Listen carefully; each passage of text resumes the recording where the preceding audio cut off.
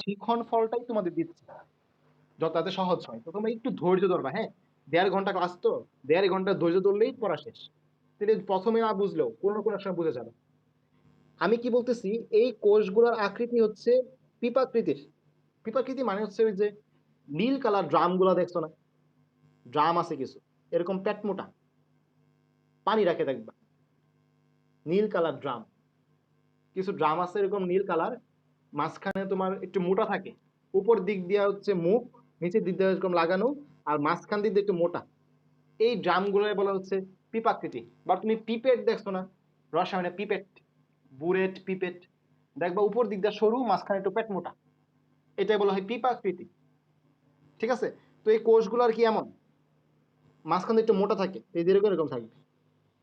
তো আমি এখন যেটা মার্ক করতেছি, এটা কিন্তু ভিতরে আছে। কার ভিতরে?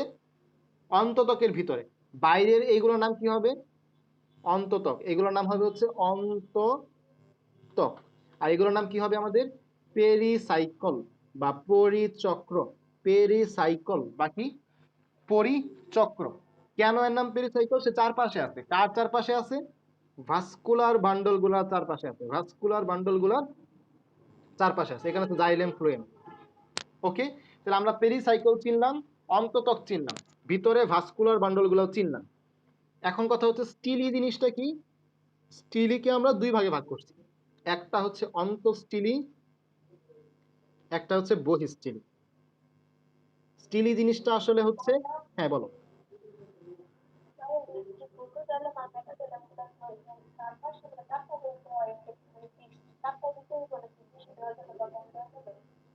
তোমার 5টা করে দিতে পারো, সমস্যা নেই, 5টা করে দিলেই না। মোট কথা তুমি একটু খেয়াল করো, এইখানে এইটা কয়টা দিছো এইটা বড় বিষয় না, মানে এইখানে 4টা দিছো না 5টা দিছো এটা বড় বিষয় না। বড় বিষয় কি জানো?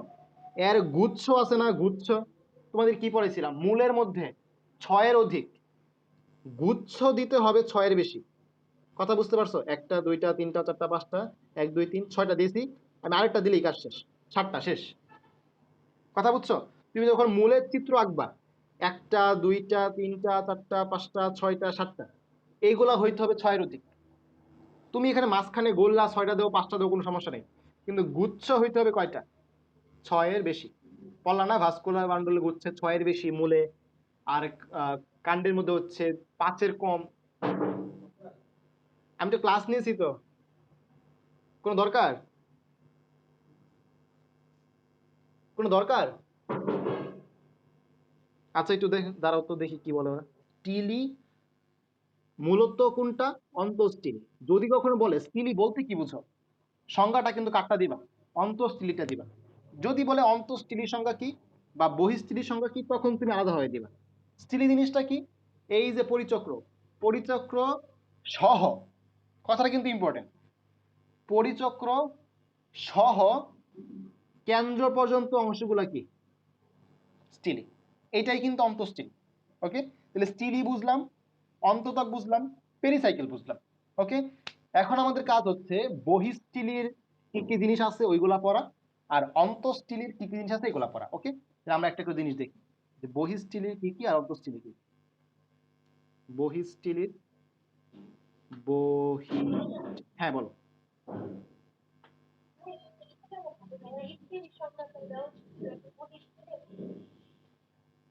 আচ্ছা, এটা আসলে স্টিলি বলতে অন্তঃস্টিলি কি বোঝায়, কথা বুঝছো?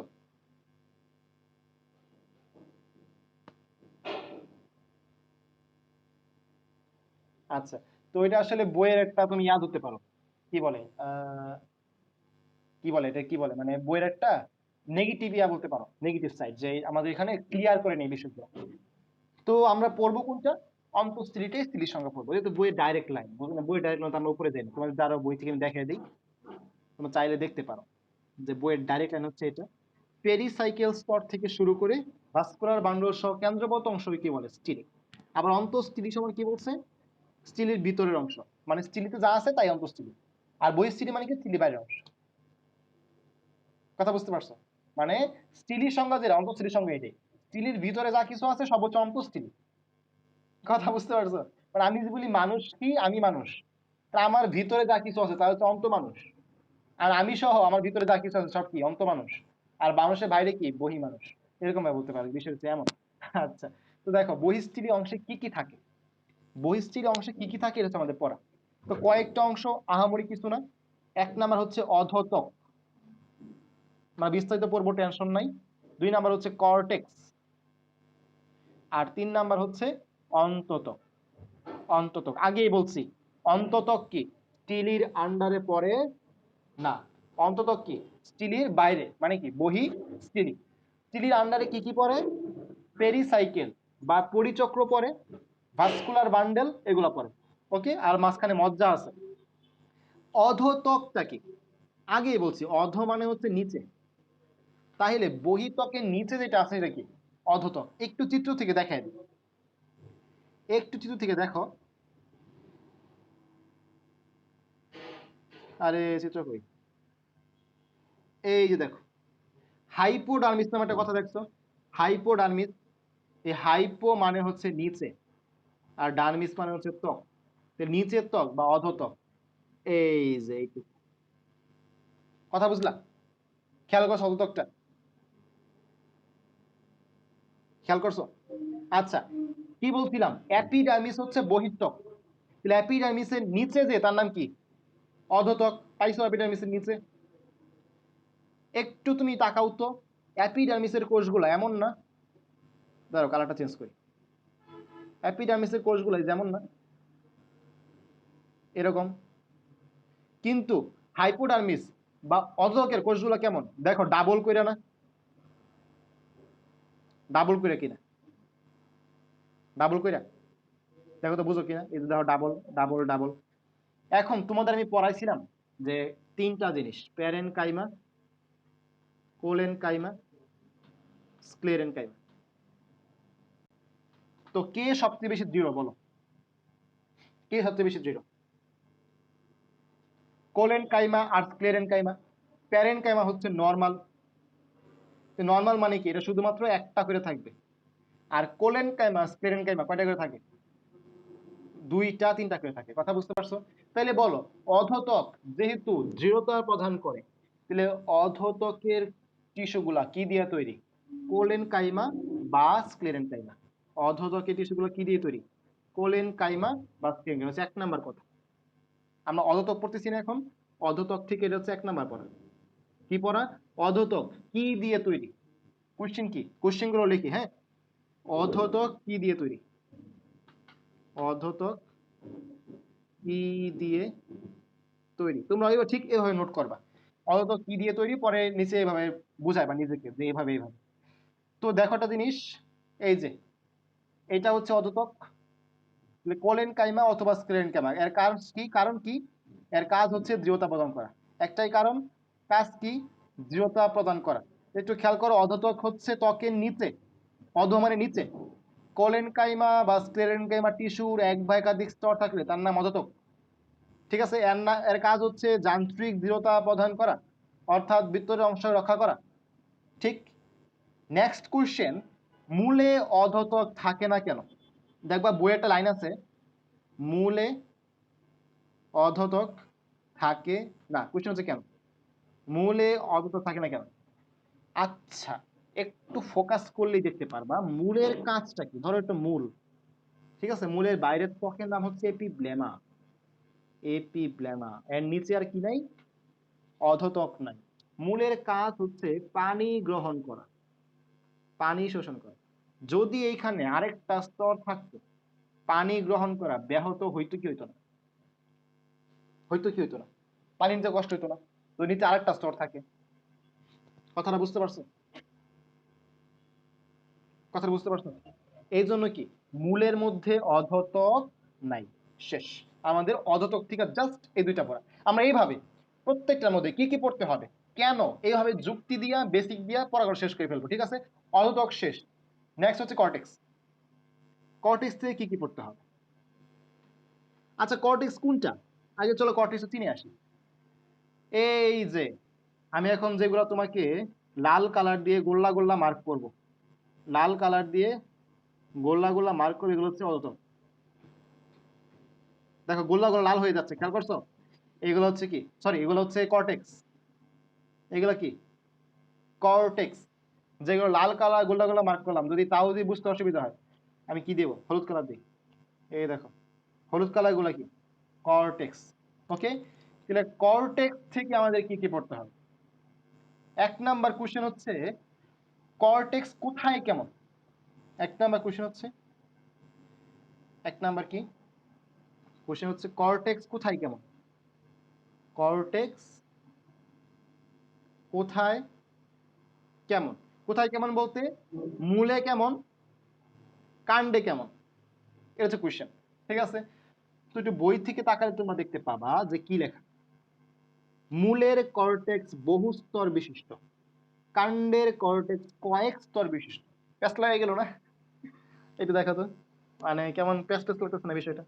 মূলের কর্টেক্স বহু স্তর বিশিষ্ট, কাণ্ডের কর্টেক্স কয়েক স্তর বিশিষ্ট। প্যাস্ট লাগা স্বাভাবিক কিনা, বাংলা ভাষার প্যাস্ট, আর কিছু না।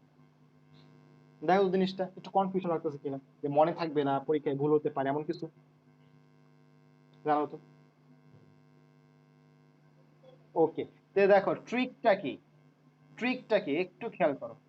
কাণ্ড, কাণ্ড নামের মধ্যে আছে ক, কর্টেক্স নামের মধ্যে আছে ক, কয়েক স্তর নামের মধ্যে আছে কি ক। তাহলে কাণ্ডের কর্টেক্স কয়েক স্তর, কাণ্ডে কেনে পড়বা, কেনে পড়বা, কাণ্ডের কর্টেক্স কয়েক স্তর, মূলের কর্টেক্স বহু স্তর। কাণ্ডের কর্টেক্স কয়েক স্তর, মূলের কর্টেক্স বহু স্তর। কলেজে যায় পোলাপান জিগে না কত কাণ্ডের কর্টেক্স কেমন, বহু স্তর নাকি কয়েক স্তর। দেখবা গেছে ব্যাস লাগে, আল্লাহ গো করতে ধরলো, ও মাই গড। বুঝছো, তো এইভাবে পড়বা ট্রিকি হইতে। আমরা মানে কেন বললাম, আচ্ছা সমস্যা নাই, আমিও তো কলেজে পড়ছি, আমি পোলাপানদের জিজ্ঞাসি না, হোম্মা সব হাড়া মেরা পড়ে গেছে। এই ভাই কেমনে কেমনে কেমনে কেমনে মনে রাখছো, বুঝছো, এমনি তোমার ট্রিক গুলা চর্চা করবা। আচ্ছা, তো গেল এটা।